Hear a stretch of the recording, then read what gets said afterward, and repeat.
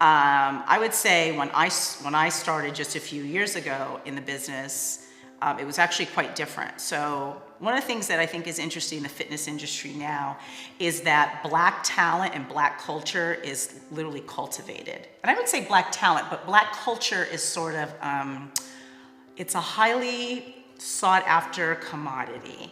And what I mean by that is that when you walk into small studios and fitness spaces, large chains, gyms, Black culture is there typically a lot of times in the music, in the imagery, in the words and phrases that they use to name their classes. It's very much there. And there's not like lots of us in the industry, but we're there. And so there is a little bit of trying to cultivate and bring that into their environment. So the specific instances that I had though was that they want you there, but they really, what I found is that they really want you there to sort of feed off of that culture because there's an attraction to it. And what I found in the last several years that I almost feel like there's almost, I don't even know the word, there's a fetishizing. There's like this fetish with Black bodies, Black culture, Black talent, our swag, our slang, our sass, our all of that, because it attracts their clientele. And mind you, predominantly white clientele. They feed off of it. It's just like hip hop music right now. It's Black culture, but it definitely has an audience outside of that community.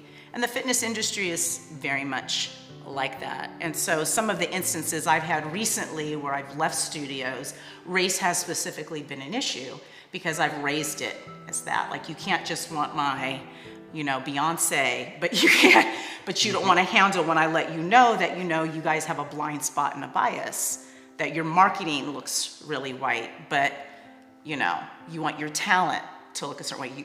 All of your white instructors use Black music. It's that kind of thing. And so there's a disconnect between that. I raised some of these issues a few years ago, and this is before there was the sort of the coming to a head that happened this year, where there was with the whole George Floyd and the Black Lives Movement, and a lot of things kind of bubbled up. I brought a lot of things up a few years ago in a vacuum when everyone thought I was just an angry Black woman. And I'm like, well, what's your problem?